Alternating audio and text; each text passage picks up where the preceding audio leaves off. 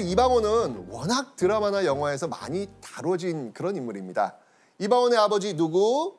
태조 이성계. 태조 이성계. 우리가 지난 여행에서 만났던 인물이었죠. 조선을 건국한 태조 이성계. 자, 그렇다면 이방원의 어머니는 혹시 누구신지 아세요? 이방원의 어머니. 이방원의 어머니는 누굴지 가계도로 한번 확인해 보겠습니다. 봐야 돼요. 자, 지금 여기 이방원 보이죠? 네. 그 어머니. 한씨. 네. 한식. 예. 이방원의 어머니 한씨인데 이방원은요. 총 8명 남매, 8남매 중 몇 번째인가요? 다섯째. 네, 5째 아들입니다. 자, 그런데요. 이 이방원에게는요. 어머니가 또 있습니다. 자, 다른 가게도 한번 보시죠. 자, 이렇게 이방원의 두 번째 어머니 강씨입니다. 자, 강씨에겐 지금 몇 명의 아들 있죠? 2명. 두 명. 두 명의 아들과 한 명의 딸이 있습니다.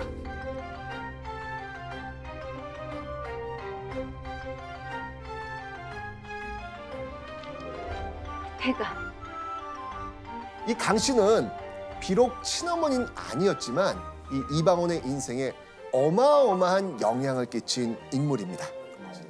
사실 이 이방원을 왕으로 만든 사람, 그 사람이 바로 강씨다 라고 해도 과언이 아닐 정도로 굉장히 영향을 끼쳤던 그런 인물이에요. 자, 이방원과 또 다른 어머니 이 강씨는 어떤 관계였는지 지금부터 알아보려고 합니다.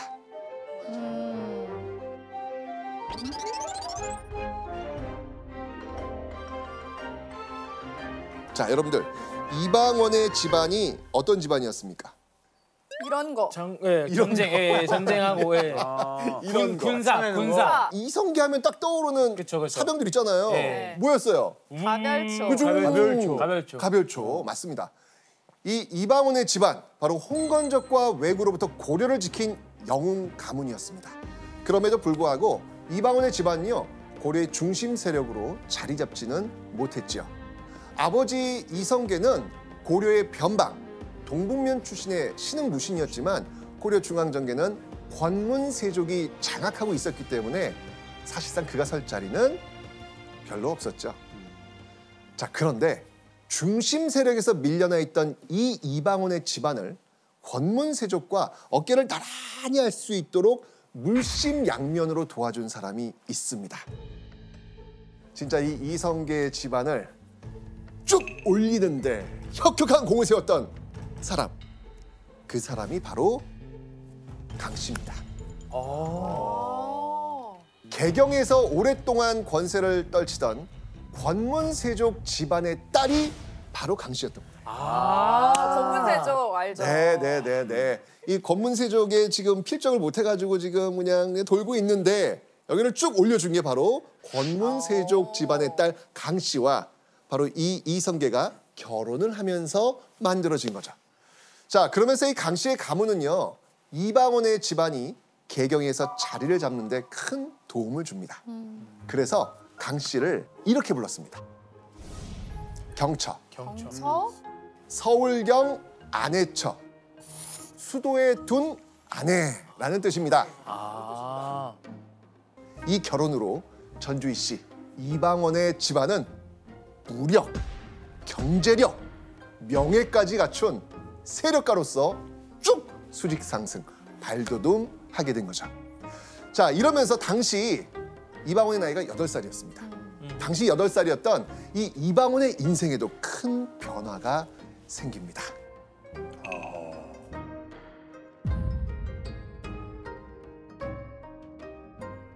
이 동북면에 살던 이방원이 유학을 가게 된 겁니다.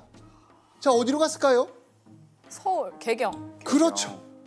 맞습니다. 바로 수도인 개경. 당시 고려에서 최고 교육을 받으려면 개경으로 가야 했습니다. 그런데 이때 나이가 몇 살이다? 이방원이 나이가? 8살. 8살. 8살이니까 보살핌이 좀 필요할 거 아니에요. 네. 그죠? 공부를 위해서 친어머니의 곁을 떠난 이방원. 어디서 머물렀을까요? 이 연결이 되네. 강씨 그렇죠. 엄마 집. 맞습니다. 바로 아버지의 경처 강씨가 있는 집에 머뭅니다. 이방원은요 바로 이 강씨의 보살핌 아래 개경 최고의 교육을 받을 수 있었던 겁니다. 맞네. 사실 교수님 이성계가 이 이방원을 경처 강씨에게 보냈던 이유가 있잖아요. 그렇지요. 이성계 입장에서 보면은 가문 내에 문신학자가 없다는 것을 늘 안타깝게 생각을 합니다. 그러니까 자식 중에 문반직을 얻어서 중앙 정계에 진출해서 가문의 든든한 버팀목이 되어주기를 기대하는데 그 자식 중 보니 그 중에 가장 총명한 친구가 이방원이고 8살 어린 나이지만 개경으로 보내서 공부를 시켰던 거지요. 자, 문제는 그럼 과연 이방원은 공부를 잘했냔 말이에요. 네, 잘했을 것 같은데. 그래요? 이방원에 대한 믿음이 있으신가 봐요. 왜냐면 되게 총명하다 그랬었어요. 선생님께서. 아하. 저희 오늘 집중하고 있습니다. 네. 맞습니다. 자, 그 단서가 되는 기록이 있는데요. 우리 예원 씨가 한번 읽어주시죠. 강 씨가 매양 태종이 책 읽는 소리를 듣고 탄식해 말하기를 어찌해서 내게서 나지 않았는가라고 했다. 아, 내 자식이면 좋겠다 할 정도로. 내가 났어야 되는데 이거예요. 와. 그만큼 강 씨가 이방원을 이렇게 사랑하니까 이방원은 어떻겠습니까? 고맙죠. 그 어린 나이에 그 강 씨 어머니의 어떤 사랑을 막 듬뿍 받고 있으니까 감사하네요. 이방원 또한 효성을 다했다라는 그런 기록이 남아 있을 정도입니다.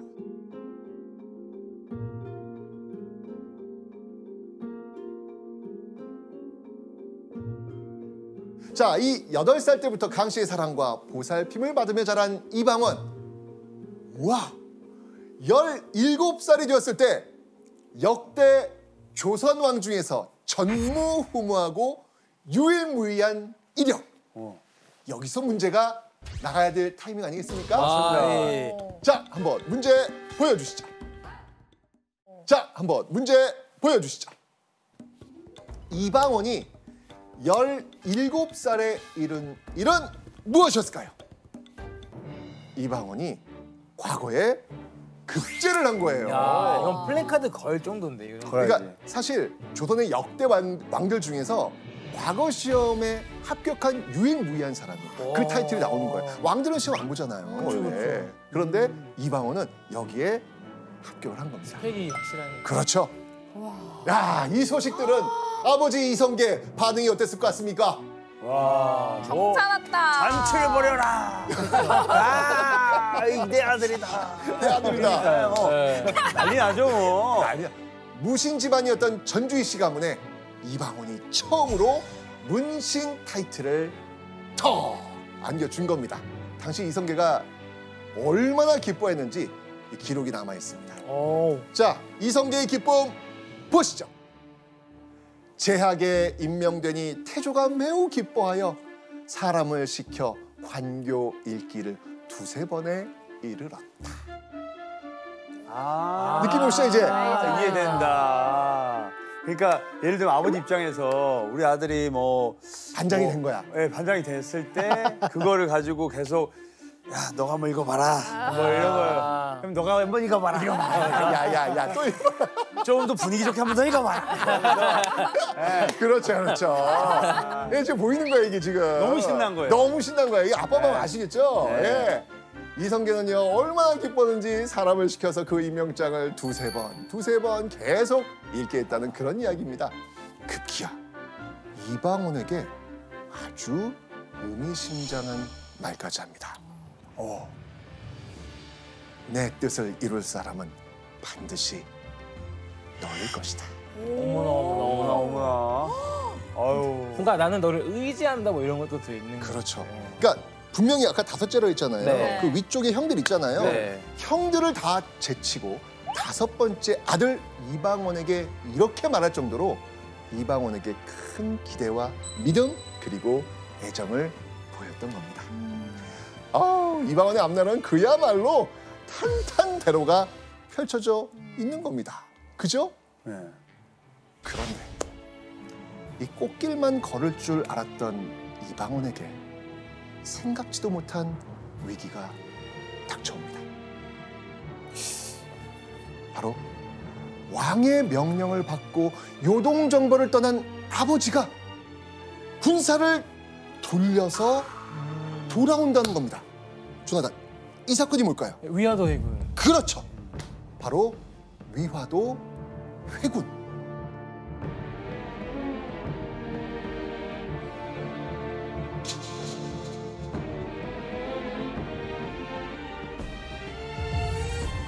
순식간에 이방원의 집안은 역적이 될 위기에 처한 겁니다. 역적의 가족은 어떻게 되나요? 다 처단당해요. 죽죠. 죽어요. 자, 이 위기감을 느꼈던 이방원은요, 급히 어딘가로 향합니다. 그가 향한 곳은요, 아내가 있는 자신의 집이 아닌 포천이었습니다. 왜 포천으로 갔을까요? 급합니다, 지금 이방원. 포천. 그 어머니 아니었어요? 아, 맞습니다. 네. 바로 이 포천은 아버지 이성계 집안에 농장이 있었는데요. 그곳에 친어머니 한 씨가 있었기 때문이죠. 서둘러 친어머니를 모시고 이방원은 또 다른 집으로 갑니다. 어디일까요? 그 경청. 강씨. 그렇죠. 어머니. 맞습니다. 바로 자신을 친자식처럼 보살펴줬던 또 다른 어머니 강씨의 집이었습니다. 정락 이방원을 찾아라. 그자가 역적 이성계의 아들이다. 예. 비키시오.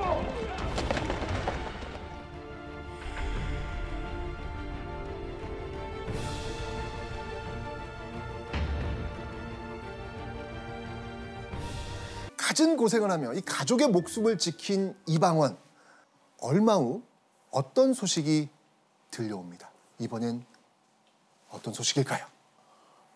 위화도 해군했는데 성공했다? 정답.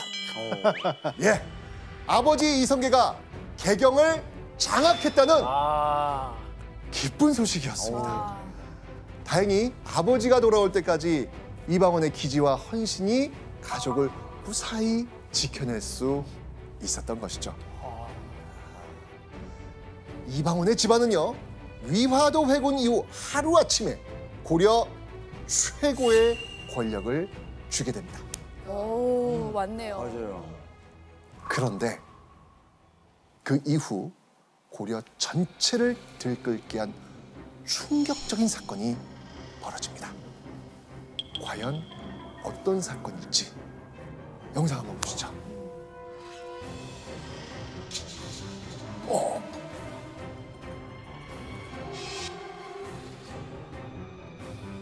눈빛들 교환.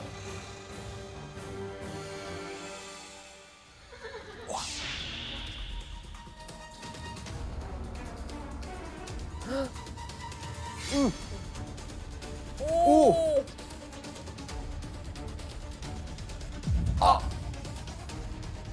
오, 당했어.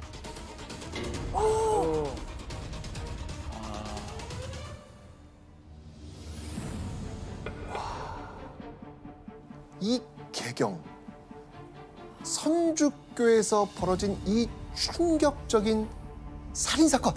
이 사건의 피해자는, 지금 이렇게 쓰러져 있는 이 피해자는 우리도 잘 아는 인물입니다.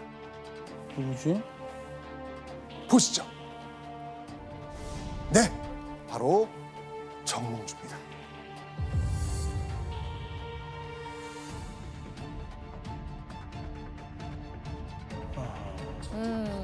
이 정몽주를 죽인 사람, 아까 눈짓으로 신호를 맨 처음에 보냈던 그 사람 누구입니까? 이방원 아닙니까? 맞습니다. 이방원. 이방원은요, 정몽주를 스스로 스승으로 모시기까지 했는데 응. 도대체 무슨 일이 벌어진 걸까요? 무슨 일이야 이거? 왜 이런 충격적인 일을 저지르는 아니 것일까요? 뭐야? 왜 이런 충격적인 일을 저질렀을까요? 왜냐면요, 이 정몽주가 아버지 이성계는 물론이고 이방원이 목숨을 걸고 지킨 가족들의 목숨까지 위협했기 때문입니다. 정몽주가. 네. 자, 그렇다면 정몽주는 대체 왜 이방원의 가족들의 목숨을 노린 것일까요? 당시 고려는요, 이성계파와 정몽주파로 갈라져 있었습니다. 이성계는 새로운 나라를 세우길 원했지만 정몽주는 기존의 고려, 이 고려를 유지하면서 개혁을 펼쳐나가면 된다. 이러면서 갈라져 있었던 거예요. 이 두 세력의 합의점은 보이지 않았고요. 골은 더욱 깊어지는 상황 속에서 정몽주는 바로 고려를 지키기 위해 이성계와 그 측근 세력을 제거할 기회를 호시탐탐 노리고 있었던 것이죠. 그러고 있었구나. 그런데 이때 정몽주에게 절호의 기회가 찾아옵니다. 이성계가 말을 타다가 낙마 사고로 크게 다쳐서 개경에서 멀리 떨어진 고향 동북면에서 몸져 눕게 된 거죠. 정몽주는 이때 어떻게 했을까요? 아, 기회다. 때다. 그렇죠. 재빨리 이성계의 측근들을 다 귀양 보내버립니다. 이성계의 세력을 정계에서 다 쫓아낸 다음 죽이려 했던 것이죠. 자, 그런데 귀양을 보낸 인물 중에는요, 이방원과 아버지 이성계가 매우 의지했던 인물도 있었습니다. 정몽주가 보내려고 했던 그 인물, 누구였을까요? 아, 정도전. 정도전. 맞습니다. 바로 아버지의 든든한 동반자이자 함께 혁명을 주도했던 정도전이었습니다.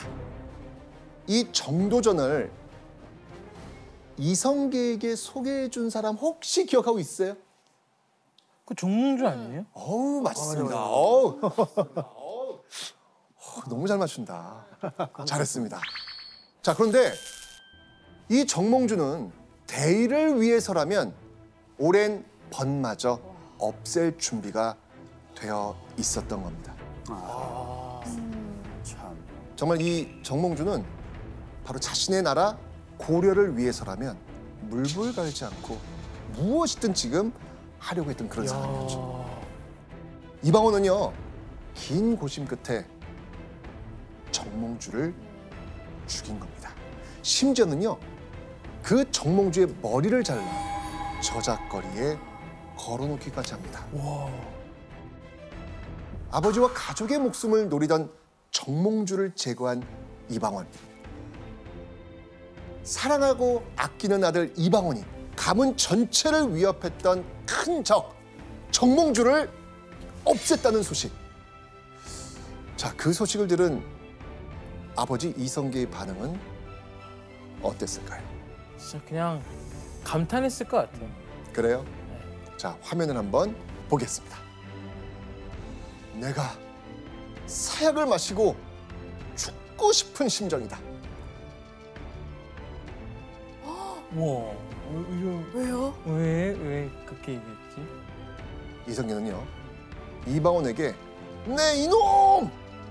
어찌 이런 불효를 저지르냐? 불같이 화를 냅니다. 와, 왜냐면요, 정몽주는요, 정치 경험도 풍부하고 백성들의 존경을 한 몸에 받고 있었던 고려의 대학자입니다. 이성계는 어떻게든 이 정몽주를 끝까지 설득해서 새로운 나라를 함께 이끌어가고 싶었던 거예요. 그래요. 그런데 이성계는 이방원이 자신의 뜻을 저버리고 자신의 원대한 계획을 다 어떻게 만들었다? 엎었다. 물거품으로 만들었다. 자, 아버지의 분노가 하늘을 찌르고 있는 상황. 여러분이 이방원이라면 기분이 어떠셨겠습니까? 그러니까 답답했을 것 같아 이방원. 그러니까 칭찬하고 와 장하다, 우리 가족도 살리고 아하. 너 덕에 이렇게 됐어 했는데 이렇게 하니까 뭐 어떻게 했어야 되는 거예요? 다 죽게 생겼는데. 억울해 할 거야. 아버지. 그래, 이렇게 하지 한번 않았어. 가봐요. 끝까지 가봐요. 아버지. 이성계가 또 무서우니까 그냥 여기까지 했을 것 같아. 아버지. 거기까지. 문자만 보고. 그 뒤 제가 이어가겠습니다. 예. 이방원은 아버지에게 이렇게 말합니다. 정몽주가 우리 집을 모함하려고 하는데 앉아서 망하기를 기다리시겠습니까? 정몽주를 죽인 것은 곧 효도입니다. 이방원이 아버지에게 대든 거예요. 그럴 때 보통 아버지들은 더 분노합니다. 이성계 역시 그러지 않았을까요? 아들 이방원을 향한 이성계의 분노가 절정에 달했던 그때 용기 있게 이성계 앞에 나선 인물이 있었습니다. 과연 이 사람은 누구일까요? 예원 씨가 한번 이 사람을 확인해 주시죠. 강비가 노기를 띠고 고하기를 공은 항상 대장군으로서 자처하였는데 어찌 놀라고 두려워함이 이 같은 지경에 이릅니까? 분노한 이성계 앞에서 아들 이방원 편을 든 인물, 바로 강엄마. 강엄마. 네, 맞습니다. 어릴 때부터 저건 금지 오겹으로 이 이방원을 키워낸 바로 어머니 강 씨였습니다. 뭐 이런 일로 놀라고 화를 내냐면서 오히려 이성계를 질책한 겁니다.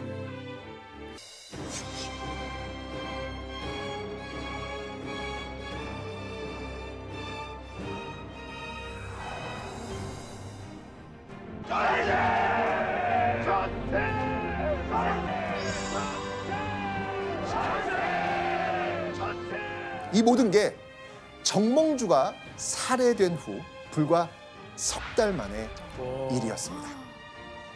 그리고 이성계가 왕에 오르자 개국공신 중 한 명이 이렇게 말합니다. 오늘의 일은 공이 한 사람에게 있다.